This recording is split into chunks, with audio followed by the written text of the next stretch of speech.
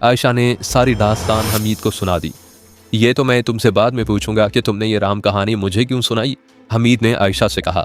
पहले ये बताओ कि उस जिन का क्या करोगी जो शाहजी कहते हैं कि तुम्हारे अंदर मौजूद है। शाहजी का हुक्म जिन्नों पर चलता है, वो इस जिन को ऐसा हुक्म देंगे कि वो तुम्हारा हुलिया बिगाड़ देगा और तुम्हारे घर को तबाह कर देगा। आयशा हंस पड़ी और बड़ी बेतकल्लुफी से हमीद के कंधे पर हाथ मारा। हमीद ने मुझे सुनाया कि सूरज गरूब हो चुका था और अंधेरा गहरा हो रहा था, लेकिन आयशा को जरा डर न था कि कोई आ जाएगा। मेरे अंदर कोई जिन नहीं है हमीद, आयशा ने कहा। मैंने खुद जिन बनकर कामिन से तलाक ली थी। आयशा ने हमीद को अपने जिन की असल हकीकत वैसे ही सुना दी जैसे उसमें मुझे सुनाई थी। फ़ानी यार, हमीद ने यह बात सुनाकर मुझसे कहा, मुझे यकीन नहीं आया। मैंने मान तो लिया, लेकिन कभी कभी मेरा यकीन हिल जाता है। मैं कहता हूँ कि उस लड़की ने झूठ बोला था। देहाती लड़की ऐसा स्वांग नहीं रचा सकती। नहीं हमीद, मैंने कहा, उसने ये सवांग रचाया था और मैं इसका ऐनी शाहिद हूँ। ये लोग हमारे मज़ारे थे, उस लड़की ने हमें भी मुसीबत में डाल दिया था। मैंने हमीद को सुनाया कि आयशा ने कैसी कमाल की एक्टिंग की थी और उसने जिन निकालने वाले 2 आमिलों को किस तरह भगाया था। ये हमारे मज़ारे थे, मैंने कहा, ये हमारी ज़मीनें संभालने के लिए अपने गाँव से आए थे, इसलिए हमारा फ़र्ज़ था कि ऐसे मुश्किल वक्त में उनकी मदद करें। मैंने बहुत भाग दौड़ की थी। जब आयशा को तलाक हो गई तो गाँव जाने से पहले वो मुझे अकेली मिल गई। उसने मुझे कहा कि तुमने मेरे लिए बहुत भाग दौड़ की है, इसलिए मैं तुम्हें धोखे में नहीं रखना चाहती। मुझ पर कोई जिन नहीं आया था, मैंने ढोंग रचाया था। तलाक लेनी थी, वो ले ली है। मैं तुम्हें और तुम्हारी अम्मी और बाबा को हमेशा दुआएं देती रहूंगी। तुम सब ने मेरी मुश्किल में मेरे लिए दिन रात एक कर दिया। मैंने हमीद को ये ना बताया कि आयशा के साथ मेरे दरे पर्दा क्या ताल्लुकात थे। अब आगे सुनाओ, क्या हुआ, मैंने हमीद से कहा। हमीद ने मुझे इससे आगे बात यूं सुनाई कि उसने आयशा से पूछा कि उसने ये सारी बातें उसे क्यों सुनाई हैं। तुम चाहो बुरा जानो हमीद, आयशा ने उसे कहा। मैंने तुम्हें अपना समझकर अपनी ये मुश्किल सुनाई है। तुम मुझसे पूछो कि मैंने तुम्हें अपना क्यों समझा है, तो मैं इसका जवाब नहीं दे सकती। तुम ज़मीनों के मालिक हो, मैं मज़ारों की बेटी हूँ। अगर तुम शेर और दिलेर मर्द हो तो मेरे सर पर हाथ रखो। अगर तुम्हारे दिल में ये बात है कि मालिक और मज़ारे में ऐसी मोहब्बत नहीं हो सकती जैसी मेरे दिल में है, तो मैं तुम्हें मजबूर नहीं कर सकती। मेरा तुम पर कोई हक नहीं। नहीं आशी, हमीद ने बेख्तियार अपना एक बाजू उसके गले में डालकर उसे अपने साथ लगा लिया और कहा, तुमने मेरी मर्दानगी को ललकारा है और बात मोहब्बत की है। मैं पीछे नहीं हटूंगा और तुम्हें अकेला नहीं छोड़ूंगा। मुझे ये बताओ कि मैं तुम्हारी क्या मदद कर सकता हूँ। मैं लोगों को ये बताना चाहती हूँ कि उस शाहजी के कब्जे में कोई जिन नहीं, आयशा ने कहा, और उसके हाथ में कोई खुदाई ताकत नहीं। बेवकूफ़ ना बनो आशी, हमीद ने कहा। तुमने या मैंने, किसी ने भी ये बात मुंह से निकाली तो लोग कत्ल कर देंगे। खुदा के बाद लोग शाहजी को मानते हैं और कुछ लोग खुदा की जगह शाहजी को मानते हैं, आयशा ने कहा। मैं जाहिल देहातन कुछ नहीं जानती। ये तो आमिलों के समझने समझाने की बातें हैं।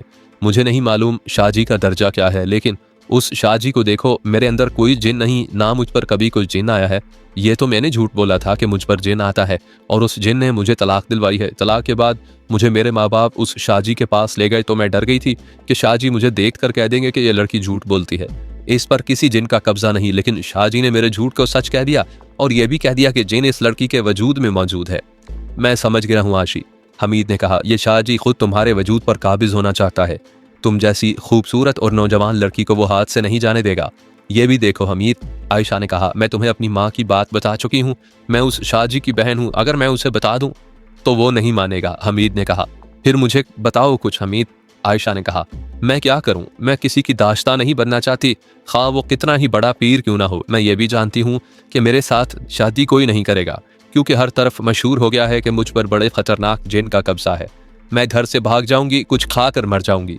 ये कहते कहते वो अचानक जज्बाती हो गई, अपने बाजू हमीद के गले में डाल दिए और बड़े ही वालेहाना लहजे में बोली, मैं सिर्फ तुम्हें अपना समझती हूँ हमीद। अगर तुम मुझे अपना ना समझो तो साफ जवाब दे दो। मैं दिल पर पत्थर रख लूंगी और तुम्हारी तरफ कभी देखूंगी भी नहीं। हमीद ने उसे अपने बाजुओं में समेट लिया। फिर यूं हुआ जैसे ये दो नहीं एक जिस्म हो। खानी भाई, हमीद ने यह सारा वाकया मुझे सुनाते हुए कहा, मैं हैरान हूँ। जरा तुम भी सोचो कि इतनी खूबसूरत लड़की, तन्हाई और रात की तारीकी, लड़की मेरे बाजुओं में, मैं लड़की के बाजुओं में, मगर अल्लाह गवाह है कि मेरे दिल में कोई शैतानी ख्याल नहीं था। हम देहाती लोग जानवर होते हैं, औरत को सिर्फ जिस्म समझते हैं जिसके साथ खेला जाता है और उसका यही एक इस्तेमाल जानते हैं। लेकिन जिस्मानी तौर पर मैं बर्फ हो गया था और मेरी रूह जाग पड़ी थी। ये बातें समझने के लिए हमारे पास इल्म नहीं हमीद भाई, मैंने कहा। ये अल्लाह के राज हैं जो अल्लाह ही जानता है। मैं ये जानता हूँ कि अल्लाह उसका है जो उसके हुक्म पर चलता है। अगर तुम बदनीयत हो जाते तो वहीं पकड़े जाते। तुम बात सुनाओ, फिर क्या हुआ? पहले मैं तुम्हें एक और बात सुना लूं, हमीद ने कहा। ये लड़की उस वक्त से मुझे अच्छी लगने लगी थी जब वो 13-14 साल की हुई थी। बड़ी शौक और हंसोड़ थी और मेरे साथ तो उसकी बहुत ही बेतकल्लुफ़ी भी थी। फिर ये बड़ी होती गई। पहले तो हम बच्चों की तरह खेलते रहे। ये लोग हमारे मुजारे थे। मैं उनके घर चला जाता और कभी खेतों में चला जाता। लेकिन 16 साल की उम्र में आयशा भरपूर जवान हो गई। उसका हुस्न ऐसा निखरा कि लोग तो उसे रुक रुक कर देखते ही थे। मेरे अंदर जज्बात के तूफान उठने लगे। अब मैं उसके साथ खेल नहीं सकता था। मैंने दिल से उस लड़की को निकालने की बहुत कोशिश की, लेकिन ये बदले हुए रूप में मेरे दिल में मौजूद रही। उसकी शौखियाँ और उछल कूद पहले से ज्यादा हो गई। मैंने कई बार सोचा कि यह हमारे मज़ारों की लड़की है, इसे पैसों का लालच दूंगा तो मेरी बुरी नीयत को कबूल कर लेगी, लेकिन उसके साथ बात करने की जरूरत ना हुई। सिर्फ एक बार ऐसे हुआ कि मैंने उसके साथ बेतकल्लुफ़ी की बातें की और एक ऐसी बात कह दी जिससे बुरी नीयत का इजहार होता था। फौरन ही उसका हंसता मुस्कुराता चेहरा बदल गया। उसने कहा, ना हमीद, तुम्हारे मुंह से ऐसी बात अच्छी नहीं लगती। इस संजीदगी की हालत में वो मुझे इतनी अच्छी और इतनी मुअज़्ज़ज़ लगी कि उसके मुतल्लिक मेरे ख़यालात बदल गए। वो किसी बड़ी ज़ात वाले ख़ानदान की लड़की लगती थी। मेरे दिल में आई कि मैं अपने माँ बाप से कहूँ कि मैं इसके साथ शादी करना चाहता हूँ, लेकिन ख्याल आ गया कि ये बड़े कम दर्जे की लड़की है। मेरे माँ बाप मुझे जूते मारेंगे और आयशा के बाप से अपनी ज़मीनें वापस ले लेंगे। मैंने आयशा से दूर हटने की कोशिश शुरू कर दी, लेकिन मैं कामयाब ना हो सका। मैं खिंचा हुआ आयशा के घर या खेतों में चला जाता और जब आयशा मुझे देखकर मुस्कुराती तो मुझे नशा सा हो जाता। तुम ये समझ लो खानी कि मेरे दिल पर उस लड़की का कब्जा हो गया था। फिर अचानक ही उसकी शादी हो गई। उस रोज़ तो मेरे आंसू निकल आए थे। यूं कहो ना कि तुम्हें उससे मोहब्बत हो गई थी, मैंने कहा। हाँ खानी। फिर ज्यादा बयान ना करो, मैंने कहा। मैं मोहब्बत के मामलात और जज्बात को समझता हूँ। मैंने वाजदा से मोहब्बत की है। याद आती है तो समझ नहीं आती कि क्या करूँ, लेकिन एक बात मेरी समझ में नहीं आती। हमीद ने कहा, आयशा हमारे मज़ारों की बेटी है। उसकी हैसियत नौकरानी की है, लेकिन इतनी बेतकल्लुफ़ी के बावजूद मैं उसके सामने मोहब्बत का इजहार ना कर सका। उसकी शादी हो गई और फिर वो तलाक लेकर भी आ गई। मैं उसके घर जाता रहा, वो मेरे घर आती रही। हम पहले की तरह बातें करते रहे, लेकिन मैं उसे दिल की बात न कह सका। मैं दिल का इतना कमज़ोर और डरपोक नहीं था। दरअसल उसके चेहरे और अंदाज में कोई ऐसी बात थी कि मुझ पर उसका रोब तारी हो जाता था। उस रोज़ वो खानकाह में मिली तो उसने बड़ी लंबी कहानी सुना डाली। मेरे दिल से मोहब्बत का तूफान उठा और मैंने उसका इजहार कर दिया। मैं उसके लिए हर खतरा मोल लेने के लिए तैयार हो गया। उसने बताया कि शाहजी ने उसके पीछे एक गुंडा छोड़ दिया था जो उसे और उसके बाप को 2 बार बड़ी सख्त धमकियां दे चुका है। वो कहता है कि आयशा को अगवा करके चकले में पहुंचा दिया जाएगा। तुमने नंबरदार को बताना था, मैंने कहा। तुम शहर के रहने वाले हो खानी, हमीद ने कहा। गांव की दुनिया निराली है। देहाती इलाके में राजा जी, चौधरी जी, पीर और शाह जी और उनके गुंडे हुकूमत करते हैं। गरीब की सुनवाई नहीं होती। नंबरदार और जेलदार वगैरह भी ताकत का साथ देते हैं। मैं जानता था कि ये गुंडा जो आयशा और उसके माँ बाप को डराता रहता है, शाह जी का आदमी है। मैंने आयशा से कहा कि अब वो घर चली जाए, मैं कल उस गुंडे बदमाश से मिल लूंगा। आयशा ने कहा कि उसके साथ बचकर बात करना, मेरी खातिर अपने आप को किसी मुसीबत में ना डाल लेना। मैंने उसे कहा कि वो अब चौकस रहा करे और मेरी फिक्र ना करे। वो चली गई।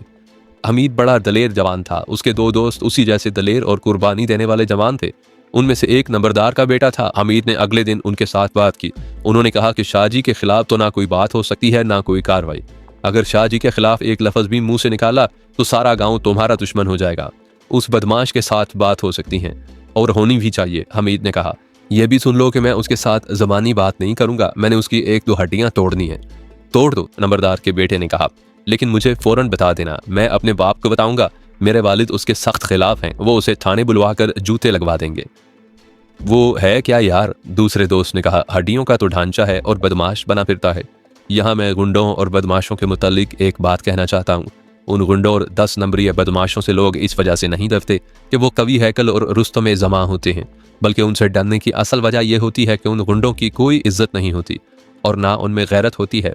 कोई शरीफ और बाइज्जत शहरी किसी गुंडे से मुंह लगा बैठे तो गुंडा उसे सरेआम बेइज्जत कर देगा। तो गुंडे का कुछ नहीं बिगड़ेगा, क्योंकि वो तो है ही बेगैरत। दूसरी वजह यह कि गुंडों के पीछे बड़े लोगों या पुलिस का हाथ होता है। हमीद ने अपने गांव के उस गुंडे के मुतल्लिक बताया कि वो दुबला पतला 30 साल उम्र का आदमी था। 10 नंबरिया बदमाश था। उसकी ताकत यह थी कि उसके पीठ पर शाहजी का हाथ था। लेकिन आयशा की मोहब्बत और उसकी बातों ने हमीद को दस्ती बम बना दिया था। उसे अब जरा सी ठोकर की जरूरत थी। फिर भी उसने ये इरादा किया कि उस गुंडे के साथ आराम से बात करेगा। अगर ना माना तो कुछ और करेगा। उसी रोज इत्तफाक से ये बदमाश हमीद के सामने आ गया।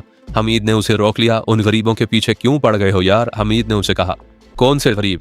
मैं आयशा और उसके बाप की बात कर रहा हूँ। अगर टक्कर लेनी है तो किसी हैसियत वाले घर से लो। वो तुम्हारे क्या लगते हैं? मैं ये भी बता दूंगा, हमीद ने कहा। तुम्हारी तो उनके साथ कोई जाती दुश्मनी तो है नहीं, तुम तो किराए की गुंडागर्दी कर रहे हो और तुम आयशा के लिए झक मार रहे हो, बदमाश ने कहा। अपना सर उखली में ना दे बेवकूफ, आयशा को मैं ऐसा गायब करूंगा कि तुम सारी उम्र उसे ढूंढते रहोगे। यहाँ से बात बढ़ गई, गाली गलोच हुई। हमीद ने बड़ी तेजी से बदमाश के मुंह पर 2-3 धूंसे मारे। गुंडे ने चाकू निकाल लिया और हमीद को मारा। हमीद ने उसका चाकू वाला बाजू अपने बाजू पर रोक लिया, लेकिन चाकू की नोक हमीद के बाजू पर लग गई। ये निहायत मामूली जख्म था। हमीद ने बदमाश के उस बाजू की कलाई पकड़कर इतनी जोर से मरोड़ी कि उसके हाथ से चाकू गिर पड़ा। हमीद ने चाकू उठाने के लिए बदमाश की कलाई छोड़ दी। वो झुका हुआ था। बदमाश ने उसकी पीठ पर घूंसे मारे और फिर उसे कमर से पकड़कर गिराने लगा। हमीद ने झुके झुके उसकी रान में चाकू मारा, जो 1-2 इंच उसके पट्टे में उतर गया होगा। गांव के कुछ आदमी और हमीद का बड़ा भाई आ गया। बदमाश भाग गया। नंबरदार भी आ गया। साथ उसका बेटा भी था, जो हमीद का दोस्त था। उसने बाप के ऐसे कान भरे कि नंबरदार हमीद को और 3-4 मुअज़्ज़िज़ आदमियों को साथ लेकर थाने चला गया और थानेदार को बताया कि फलां 10 नंबरिये ने हमीद पर कातिलाना हमला किया है। उसने उस बदमाश का चाकू थानेदार के आगे रख दिया और हमीद से पूछा कि बात क्या हुई थी। इसके साथ ही उसने एक कांस्टेबल से कहा कि वो इस 10 नंबरिये को थाने ले आए। हमीद ने थानेदार को बताया कि यह बदमाश उनके मज़ारों की बेटी को तंग करता रहता है और उसके माँ बाप और भाई को धमकियां देता रहता है।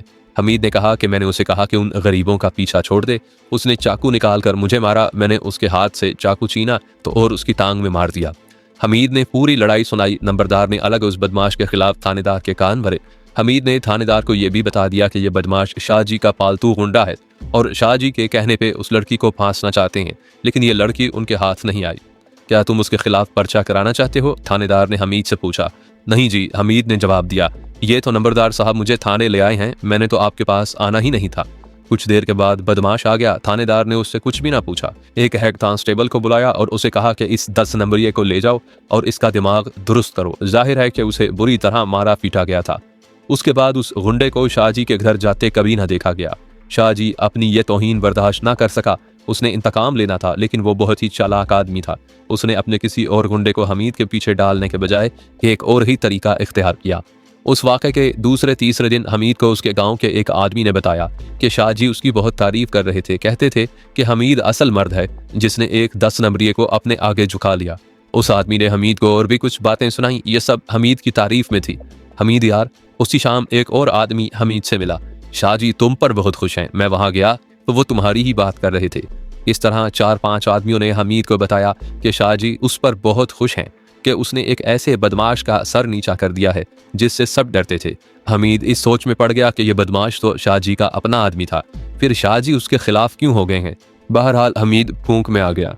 वो गैर मामूली तौर पर दलेर हो सकता था और था भी, लेकिन वो शाहजी जैसा चालाक और अय्यार नहीं हो सकता था। वो शाहजी की बातों में आ गया। एक आध दिन और गुजरा तो उसे एक आदमी ने कहा कि शाहजी उसे बहुत ही याद करते हैं, कहते हैं कि उस लड़के को शाबाश देना चाहता हूँ। किसी वक्त चला जाऊंगा, हमीद ने कहा। किसी वक्त नहीं, उस आदमी ने कहा, अभी जाओ, वो तुम्हारा इंतजार कर रहे हैं। तुम तो खुशकिस्मत हो यार, शाहजी तुम्हें खुद बुला रहे हैं। हमीद उसी वक्त चला गया। शाहजी अपने खास कमरे में था। उसे हमीद के आने की इत्तला मिली तो हमीद को उसने उसी कमरे में बुला लिया। हमीद उसे उसी एहतराम से मिला जिस एहतराम से पीरों को मिला जाता है। उसने शाहजी के घुटने छुए और दोनों हाथ माथे पर रखकर सलाम किया। वाह हमीद वाह, शाहजी ने कहा, असल मर्द हो तुम। तुमने एक 10 नंबरिये को लगाम डाली और थानेदार को भी राम कर लिया। आपकी दुआ है शाहजी, हमीद ने कहा। मुझे तुम जैसे शेर की जरूरत है, शाहजी ने कहा और उठ खड़ा हुआ। बोला, आओ साथ वाले कमरे में बैठते हैं, यहाँ कोई ना कोई आता जाता है। मैंने तुमसे एक खास बात करनी है। शाहजी ने एक दरवाज़ा खोला और हमीद को साथ वाले कमरे में ले गया। दरवाज़ा बंद कर दिया, लेकिन जंजीर ना चढ़ाई। ये कमरा ज्यादा कुशादा था। इसमें सिर्फ 2 चारपाइयाँ पड़ी थी। एक चारपाई पर 2 आदमी बैठे हुए थे जो हमीद के लिए अजनबी थे। एक अधेड़ उम्र था और दूसरे की उम्र उससे जरा कम थी। लो भाइयों, शाहजी ने हमीद के पीछे होकर कहा, तुम्हारा शिकार जाल में आ गया है, संभालो इसको और ऐसी मुरम्मत करो कि सारी उम्र यहाँ आकर सजदा करता रहे। अंदर की मार मारो। इसका मतलब था कि घूंसों की मार दो ताकि कोई जख्म और कोई चोट नजर ना आए। शाहजी ने पीछे से हमीद को अपने बाजुओं में जकड़ लिया। हमीद की पीठ शाहजी के सीने के साथ लगी हुई थी। शाहजी कवि हैकल था। वो दोनों आदमी हमीद की तरफ आए। हमीद समझ गया कि वो उसके पेट में घूंसे मारेंगे। जब वो उसके करीब आए और उन्होंने मुक्के ताने तो हमीद पूरी ताकत से उछला और एक फ्लाइंग किक एक के पेट में और दूसरी दूसरे के पेट में मारी। वो दोनों पीछे को गिरे। चूंकि हमीद शाहजी की गिरफ्त में था और शाह के सीने से उसकी पीठ लगी हुई थी, हमीद ताकतवर जवान था। उसने दोनों आदमियों को उछल कर किक मारी तो उसके जिस्म का पीछे का धक्का शाहजी को इतनी जोर से लगा कि वो दीवार से जा लगा। दीवार 1-2 फुट दूर थी। शाहजी का सर भी दीवार से लगा। हमीद के गिर्द उसके बाजुओं की गिरफ्त बेजान हो गई। हमीद फुर्तीला जवान था। वो फौरन शाहजी के बाजुओं से निकल आया, पीछे को घूमा। शाहजी टांगे फैलाए दीवार के सहारे खड़ा था। वो अभी संभला नहीं था कि उसका सीना अंदर से हिल गया था। हमीद ने उछलकर शाहजी की दोनों टांगों के दरमियान ऊपर को किक मारी। शाहजी के मुंह से कर्बनाक आवाज निकली और वो वहीं दोहरा हो गया। ये सारा एक्शन 3-4 सेकंड में हो गया। शाहजी तो दीवार के साथ लगकर बैठ ही गया। उसके दोनों आदमी संभल कर हमीद की तरफ आए। हमीद एक चारपाई की दूसरी तरफ हो गया। दोनों चारपाई पर चढ़कर उस तक पहुंचना चाहते थे, लेकिन हमीद ने चारपाई अपनी तरफ खींची और फिर बड़ी ही जोर से उनकी तरफ धकेली। चारपाई का लंबा बाजू उन दोनों के घुटनों पर लगा। हड्डी की चोट बड़ी सख्त होती है। दोनों आदमी चोट खाकर पीछे हटे। हमीद ने अपनी तरफ से चारपाई उठाई और उन दोनों पर फेंक दी। पेशतर इसके कि वो संभलते हमीद कमरे से निकल गया और शाहजी की हवेली से भी निकल गया। पीछे उसकी ललकार रह गई, अपने जिन्नों को मेरे पास भेजोए धोखेशाह। हमीद नंबरदार के यहाँ गया और उसे यह वाकया सुनाया। नंबरदार का बेटा, जो हमीद का दोस्त था, बाप के पीछे पड़ गया कि थाने चलो वरना शाहजी हमीद को मरवा देगा। हमीद खुद भी यही चाहता था। नंबरदार उसे थाने ले गया। थाना कुछ दूर एक बड़े गांव में था। थानेदार बड़ा ही सख्त और अपने फराइज को समझने वाला आदमी था। 2-3 दिन पहले शाहजी का एक हुंडा हमीद पर हमला कर चुका था। अब ये दूसरा वाकया हो गया। थानेदार ने एएसआई से कहा कि एक हेड कांस्टेबल और 2 कांस्टेबलों को साथ लो और उस शाह और उन 2 आदमियों को थाने ले आओ। शाहजी और उसके आदमी 1.5 घंटे बाद आ गए। उन दोनों को हवालात में बंद कर दो, थानेदार ने हुक्म दिया, और शाह साहब आप मेरे साथ बैठ जाएं। शाहजी के दोनों आदमियों को हवालात में बंद कर दिया गया। शाह साहब, थानेदार ने शाहजी से कहा, आपके कब्जे में जिन होंगे, चुड़ैलें भी होंगी और भूत भी होंगे, लेकिन मैं अंग्रेज के कानून का पाबंद हूँ। मैं ये जानता हूँ कि आपने इस लड़के पर आज दूसरा वार किया है। मैं इसे कातलाना हमला लिखकर आपकी इज्जत खाक में मिला सकता हूँ। आप 5 साल के लिए अंदर हो जाएंगे। आपकी मंडी चल रही है, इसे चलता रहने दें। शाहजी ने 1-2 दफा बोलने की कोशिश की, लेकिन थानेदार ने उसे बोलने ना दिया। मैं आप पर मेहरबानी कर रहा हूँ, थानेदार कह रहा था। आप मुझे तहरीर दें कि आइंदा इस किस्म की हरकत नहीं करेंगे और इन मज़ारों और उनकी बेटी आयशा को तंग नहीं करेंगे और उनके साथ कोई ताल्लुक नहीं रखेंगे। थानेदार ने शाहजी से यह तहरीर लिखवाई, उसके दस्तखत करवाए, नंबरदार का बहैसियत गवाह अंगूठा लगवाया और नंबरदार के बेटे को भी गवाह बनाकर उसके दस्तखत लिए और शाहजी को खूब डराया धमकाया। उसके जो 2 आदमी हवालात में बंद थे, उन्हें कांस्टेबलों से फेंटी लगवाई और उन्हें चलता किया। हमीद, थानेदार ने कहा, तुम फारिग और निकम्मे गाँव में क्यों फिरते रहते हो? तुम लोगों ने जमीनें बटाई पर दे रखी हैं। बेहतर है फौज में भर्ती हो जाओ और अपनी जिंदगी का कोई रास्ता बनाओ। आज तो मैं हूँ, मेरा ईमान कुछ और है। कल परसों कोई हिंदू या सिख थानेदार आ गया या कोई हरामखोर मुसलमान मेरी जगह आ गया तो ये शाह उसे हाथ में लेकर तुम्हें उड़ा देगा और तुम्हारे खानदान के लिए नई से नई मुसीबत खड़ी किए रखेगा। तुम फौजी बन गए तो डिप्टी कमिश्नर को सिर्फ एक दरखास्त दोगे कि गाँव में फलां आदमी तुम्हारे वालदैन को तंग करता है, तो उस आदमी की गिरफ्तारी का हुक्मनामा जारी हो जाएगा। इस तरह मैं भर्ती हो गया। हमीद ने मुझे ये दास्तान सुनाकर कहा, मैंने उस शाह से बहुत बड़ा इंतकाम लेना है। ज़रूर लेना है। मैंने कहा, मैं तुम्हारे साथ हूँ। हम दोनों ने बड़ा ही खौफनाक प्रोग्राम बना लिया। कुछ दिनों के बाद मेरे दोस्त का सदाकत, जिसका नाम था, उसका ख़त आया। मुझे मालूम था कि दोस्त ने क्या लिखा होगा। ख़त में पहली खबर यही थी कि वाजदा की शादी हो गई है। सदाकत को ये तो मालूम ही नहीं था कि वाजदा ने निकाह के वक्त कबूल किया कहा था या नहीं, या उसने कबूलियत के लिए सर हिलाया था या नहीं। सदाकत में लिखा था कि उसकी बहन ने उसे बताया था कि लड़कियां घरों से रुखसत होते रोती ही हैं, लेकिन वाजदा का रोना किसी से बर्दाश्त नहीं होता था। वो तो यूं रोती थी जैसे उसका बाप मर गया हो। वो जंग का ज़माना था, फौजियों को बहुत कम छुट्टी मिलती थी। वाजदा के खाविंद आसिफ को शादी के लिए सिर्फ 10 दिन छुट्टी मिली थी। सदाकत का अगला खत 20-22 दिनों के बाद आया। उसने कहा कि वो वाजदा से मिला था। वाजदा ने उसे बताया कि पहली रात उसने अपने खाविंद को साफ अल्फाज में कह दिया कि मैंने निकाह के वक्त तुम्हें कबूल नहीं किया था, इसलिए तुम मेरे खाविंद नहीं बन सकते, ना मैं तुम्हें अपना खाविंद मानती हूँ। सदाकत ने उसके मुंह पर जोरदार थप्पड़ मारा। वाजदा ने इसी किस्म का थप्पड़ उसके मुंह पर मारा। वो तो हक्का बक्का रह गया।